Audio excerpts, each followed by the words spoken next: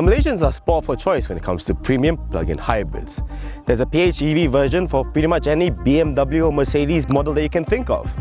Last year, Mercedes-Benz took the executive sedan market by storm with the introduction of the E350e, and BMW didn't really have anything to respond with, until now. Here is the new BMW 530e. Is it any good? Should you buy one? There's only one way to find out, so stay tuned.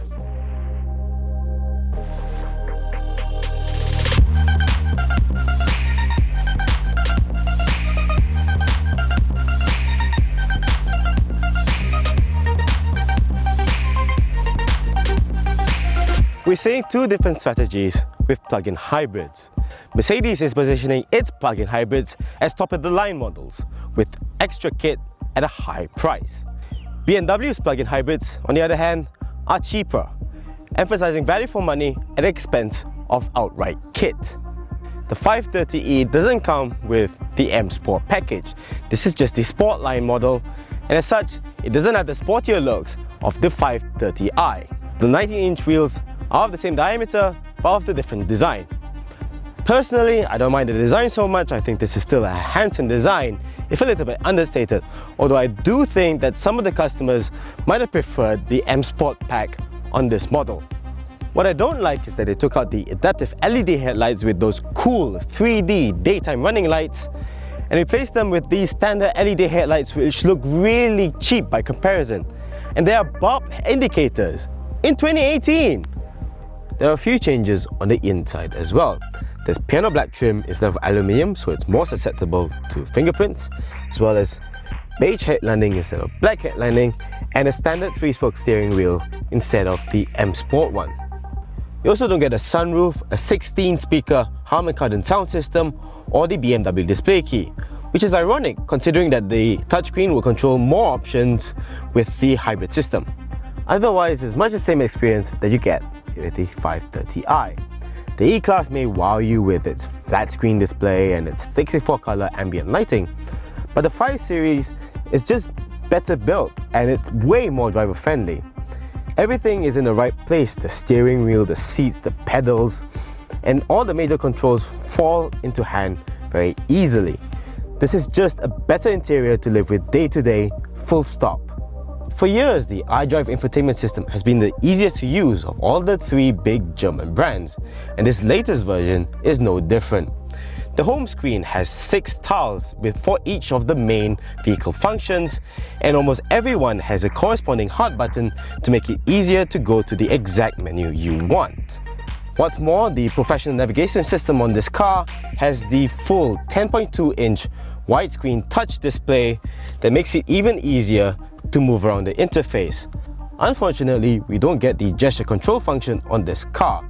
However, I never really found the hand gestures such as doing this or this very intuitive in the first place. Other standard features include keyless entry, push-button start, powered sport seats with driver side memory, 4-zone automatic climate control, sun blinds for the rear windows and windscreen, 11-color ambient lighting, a hands-free powered boot lid, reverse camera, and a parking assistant. Now, the 530e is a very big car, so it comes as no surprise to say that there's plenty of legroom, headroom and shoulder room, both at the front and at the rear. The seats are also very comfortable and very supportive, with plenty of adjustable bolstering along the sides. Just avoid the middle rear seat though, because you'll have to straddle that enormous rear transmission tunnel. Boot space is one area that's compromised by the plug-in hybrid drivetrain. Because there is a 9.2 kilowatt battery hiding under the boot floor, boot space has been reduced from 530 litres to just 410. And like the E350e, there's also a stepped boot floor that makes loading items in more difficult. However, unlike the E350e, you can pull up the boot floor to make it a flat loading bay to make sliding your luggage in a bit easier. Safety-wise, the 530e comes with the driving assistance package that adds autonomous emergency braking, lane departure warning, lane change warning, rear collision prevention, and rear crossing traffic warning. However, the adaptive cruise control that you got on the CBU 530i is missing here.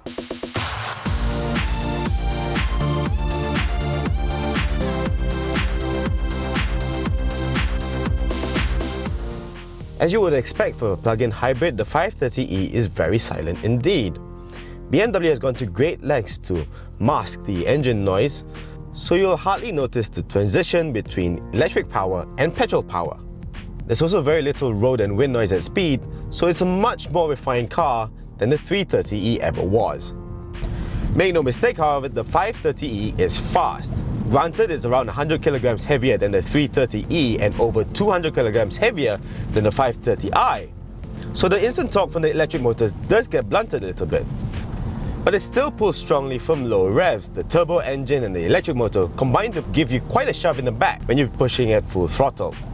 It's when you get up to highway speeds that the acceleration tapers off a little bit, as the electric motor is less effective the faster you go. So for out and out pace, the 530i is still the better choice. Put the dampers up a notch to sport mode and you do feel a little bit of an edge in the ride quality, but it's still not what you call uncomfortable, and the body control steps up to the point where you can really hustle it in the bends. And you will want to hustle it because the 530e is very composed and engaging to drive. Sure, with the extra weight, it's not as agile as the 530i or even the 330e, but it's still plenty of fun in the corners with quick and precise steering, plenty of grip, and a lack of body roll. There's a satisfying smoothness and linearity to all its major controls, and that, combined with its unflappable composure, makes the 530e an easy car to throw into the bends, despite being a large premium executive sedan. We've tested the 530e in a variety of driving conditions, and like all plug-in hybrids, its fuel consumption varies greatly depending on how you drive, as well as how often you charge it. In mostly city driving, charging frequently to make use of the electric power, we averaged around 3.5 litres per 100 kilometers. In the mix of city and highway driving, that went up to 5.5 litres per 100 kilometers. And in full highway driving with very little assistance from the electric motors, we averaged between 7 and 8 litres per 100 kilometers. The operation of the hybrid system varies depending on how much energy is left in the battery. When the battery is fully charged, the car relies mostly on its electric motor to move along, with the petrol engine only coming into play at higher speeds or when you're accelerating hard. In fact, it runs very much like a Prius in these situations. It takes around a second for the engine to come to life and give you that extra power. So if you want a quick response, like for overtaking for example, you best stick to sport mode where the engine is on all the time. Electric assistance is reduced to only a fraction when the battery is nearly depleted. And while you can drive this car without ever charging it, the extra weight does negate all the benefits of the hybrid system. Of course, you can fully charge your battery using the engine through the battery control feature. However, you have to bear in mind that doing this will increase your fuel consumption substantially. So it does kind of defeat the purpose of buying a plug-in hybrid and not charging it, doesn't it? As for electric range, don't believe the 48-kilometer range that BMW provided.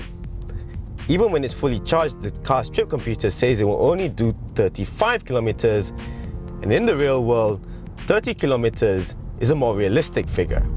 Even if you take that into consideration, however, that's still pretty good. It's 10 kilometers more than what a 330e can do, while an E350e will only do 15 kilometers before the battery runs flat. So while the Mercedes will struggle to get you to the shops and back on electric power alone, the 530e is a more usable electric vehicle, capable of handling most people's daily commutes with ease. The Max eDrive mode will also allow for electric running at speeds of up to 140 kilometers an hour. Charging the battery is claimed to take under 5 seconds from... 5 seconds? Wow, so fast! Charging the battery is claimed to take under 5 hours from a domestic socket using the 3-pin charger provided. Using the 3.7 kilowatt BMW i wallbox drops this to under 3 hours. The wallbox isn't cheap, however, not when it's priced at around 6,000 ringgit and costing up to 5,000 ringgit to install. A Charge EV card comes as standard with the 530e, allowing users to tap into the Charge EV network for charging. However, to be able to use these chargers, you'll have to buy the Type 2 cable. The 530e then serves out a bit of a problem. For me, this is a better all-rounder than the E350e. It's almost as comfortable while being better to drive, and the increased all-electric range really make a big difference in the fuel consumption. However, it only really makes sense for people who can charge it regularly, and it also doesn't have the high specs of the 530i, so buyers may want to think twice before putting their money down. Otherwise, this is a great premium sedan as well as a great plug-in hybrid.